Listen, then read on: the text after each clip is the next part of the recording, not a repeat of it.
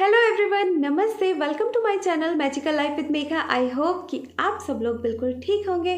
तो आज हम बात करेंगे कि if you are in twin flame journey, तो आपके माइंड में भी ये क्वेश्चन ज़रूर आया होगा कि क्या ट्विन फ्लेम्स की मैरिज होती है, क्या ट्विन फ्लेम जर्नी में मैरिज पॉसिबल है आफ्टर दैट सेपरेशन फेज। तो इसका जवाब है बिल्कुल, मैरिजेस पॉसिबल हैं ट्विन फ्लेम जर्नी में। ये ट्विन फ्लेम जर्नी बहुत ही ज़्यादा पेन वाली जर्नी है, सब चीज़ें हैं, but still marriages are possible in this journey. अब ये कैसे है, देखिए सबसे ज़रूरी बात कि आपने सुना होगा कि ट्विन फ्लेम जर्नी में फेमिनिन एनर्जी को बहुत सारा इनर वर्क करना पड़ता है ना। अपने आप को पूरी तरह से चेंज करना पड़ता है, एक डिस्टॉर्टेड वाली फेमिनिन से डिवाइन फेमिनिन में खुद को बदलना पड़ता है।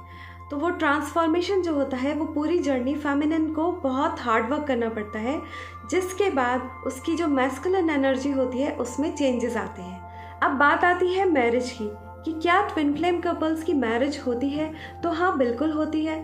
पर अगर वो सपोज कीजिए किसी को नहीं पता और वो ऑलरेडी मैरिड हैं, कभी कभी ये भी सिचुएशन होती है कि ट्विन फ्लेम्स ऑलरेडी मैरिड होते हैं पर उनको पता नहीं होता कि वो किसी ऐसी जर्नी में है, जैसे ट्विन फ्लेम जर्नी में उन्हें नहीं पता होता। और उनकी अगर मैरिजेस हो जाती हैं तो वो काफ़ी ख़राब हो जाती है, क्योंकि वो ट्विन फ्लेम जरूर है पर उन्हें ये नहीं पता है, उन्होंने एक दूसरे की ना एक्चुअल में क्या होता है ग्रोथ नहीं की। उन्होंने अपनी सोल को जो है ग्रोथ नहीं दी, अपनी सोल को ट्रांसफॉर्म नहीं किया और अपने ऊपर काम नहीं किया। और उनकी जब मैरिजेस हो जाती है ना तो वो बहुत ख़राब हो जाती है, और मैरिज के बाद कुछ डिवोर्स केसेस या इस तरह की चीज़ें भी हो जाती हैं। ट्विन फ्लेम्स की मैरिज मतलब ये नहीं है कि बहुत स्मूथ, बहुत आराम से चलती रहेगी, कोई प्रॉब्लम नहीं आएगी, बिल्कुल नहीं, ऐसा नहीं होता। और जब वो दोनों एनर्जीज इवॉल्व होती हैं, अगर तब उनकी मैरिजेस होती हैं तो वो ये कह लीजिए कि हाँ, एक वो बैलेंस्ड एनर्जी में जाते हैं तो उनकी मैरिजेस ठीक है। जब फेमिनिन और मैस्कुलिन एनर्जी बैलेंस में ही नहीं है, बिना खुद पर काम करे, बिना शैडो वर्क किए, बिना वो जो अपना पूरा इनर वर्क होता है, बिना वो किए अगर मैरिजेस होती हैं तो वो मैरिजेस बहुत ज़्यादा ख़राब हो जाती हैं। ट्विन फ्लेम्स को अपने ऊपर बहुत काम करना पड़ता है, और स्पेशली फेमिनिन एनर्जी को, क्योंकि फेमिनिन एनर्जी पहले अवेकन होती है तो उसको अपने ऊपर इनर वर्क करना होता है, और उसके इनर वर्क से ही मैस्कुलिन एनर्जी की ग्रोथ होती है। और उसके बाद डिपेंड करता है डिवाइन टाइमिंग पे, कब होती है, कैसे होती है। आपको कुछ भी सिचुएशन को देखने की, समझने की ज़रूरत नहीं है, आपको बस खुद पर काम करते रहना है, खुद पर ही फोकस रहना है। और हाँ, ये भी बात बिल्कुल ठीक है कि ज़रूरी नहीं है कि हर केस में मैरिज हो, पर आफ्टर इनर वर्क रीयूनियन होता है, पर हर केस में मैरिज ज़रूरी नहीं है। कहना चाहिए कि नीडीनेस वाली जो प्रॉब्लम है वो ख़त्म हो जाती है इनर वर्क करने के बाद।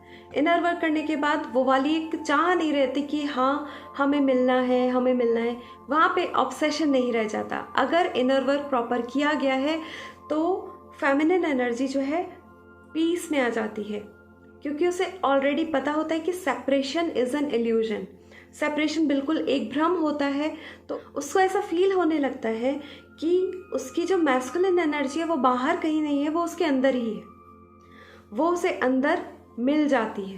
प्रॉपर इनर वर्क करने से ही फेमिनिन एनर्जी को मैस्कुलिन एनर्जी अपने अंदर फील होती है, तो उसका वहाँ पे ऑब्सेशन ख़त्म हो जाता है। बाकी सब चीज़ें बिल्कुल डिवाइन टाइमिंग पे छोड़ देनी चाहिए, खुद को सरेंडर कर देना चाहिए, क्योंकि मैरिज तो हो गया 3D कंसेप्ट। अगर यूनिवर्स को होगा, अगर यूनिवर्स को ज़रूरत होगी तो वो आपकी मैरिज भी करा देंगे, पर आपको इस चीज़ पर डिपेंड नहीं होना है। ट्विन फ्लेम्स का मिलने का मतलब सिर्फ इतना होता है, वो कोई बॉलीवुड वाला कंसेप्ट नहीं होता है। अलग अलग बॉडी में डाल के वो सोल को ग्रोथ कराना, उसको क्यों कराना है, मतलब यूनिवर्स को क्या ज़रूरत पड़ी है कराने की। वहाँ कोई लव स्टोरी और ये वाला सब चीज़ें नहीं होती, वो सिर्फ इसलिए होता है कि ट्विन फ्लेम्स की लव वाइब्रेशन की हमारी मदर अर्थ को ज़रूरत होती है। ट्विन फ्लेम्स की जो लव वाइब्रेशंस होती हैं वो इतनी स्ट्रॉन्ग होती हैं, वो इतनी प्योर होती है कि हमारी मदर अर्थ को वो लव वाइब्रेशन की ज़रूरत होती है मदर अर्थ की हीलिंग के लिए। इसीलिए ट्विन फ्लेम्स की सोल को ग्रोथ करने के लिए एक अलग प्रोसेस से गो थ्रू होना पड़ता है, एक अलग जर्नी है। स्टार्टिंग बहुत पेनफुल होती है क्योंकि अवेयरनेस नहीं होती, पता नहीं होता कि क्यों, कैसे और ये सब क्या हो रहा है। बट उसके बाद जब आप अपना पर्पस समझ लेते हैं, आप अपना पर्पस जान लेते हैं, तो आपको ये जर्नी जो है ना एक ब्लेसिंग लगती है। आपको ये जर्नी भगवान का आशीर्वाद लगता है आपको दिया हुआ, कि भगवान ने आपको इस लायक बनाया है, इस काबिल समझा है कि आप किसी बड़े पर्पस के लिए आए हैं इस अर्थ पे और आपको वो अपना पर्पस पूरा करना है। और अगर यूनिवर्स ने आपके लिए लिखा होगा तो रीयूनियन तो होगा ही होगा, उसके बाद मैरिज भी होगी। तो आपको सिर्फ और सिर्फ अपने इनर वर्क पे फोकस करना है और उसके अलावा अपने सोल पर्पस पे आप धीरे धीरे करके अपने सोल पर्पस पे जाइए। आपका ट्विन फ्लेम, आपका जो मैस्कुलिन एनर्जी है वो हमेशा आपके साथ है, आपके पास है, आपके अंदर है। उसको आपको कहीं बाहर ढूंढने जाने की ज़रूरत नहीं है, वहाँ जाके कुछ भी चेंज करने की ज़रूरत नहीं है। जो है, जो कुछ भी है, आपको अपने अंदर बदलना है, आपको अपने अंदर चेंज करना है और आपको ना अपने काम पे लग जाना है। सोल पर्पस की तरफ आगे जाइए, इनर वर्क करते रहिए, सोल पर्पस की तरफ आगे जाते जाइए।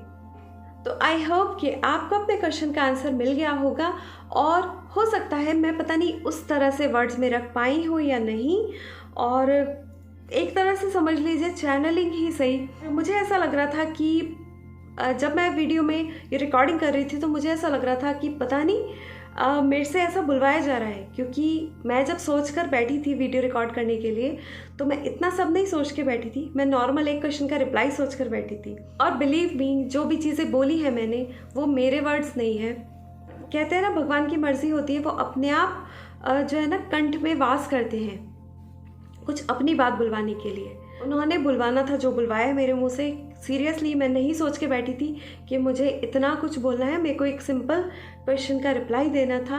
तो आई होप कि मेरी वीडियो आपको पसंद आई हो तो मेरी वीडियो को लाइक करिए, शेयर करिए, सब्सक्राइब करिए। और मैं चाहती हूँ कि ये वीडियो को ज़्यादा से ज़्यादा शेयर कीजिए, जिससे कि अगर जो भी लोग ट्विन फ्लेम जर्नी में हैं तो उनको एक्चुअल में उनका पर्पस पता चल सके और वो इधर उधर भटके नहीं, इधर उधर मिसगाइड नहीं हो। तो फिर मिलती हूँ मैं अपनी नेक्स्ट वीडियो में। So stay connected, see you in my next video. Thanks for watching, bye bye.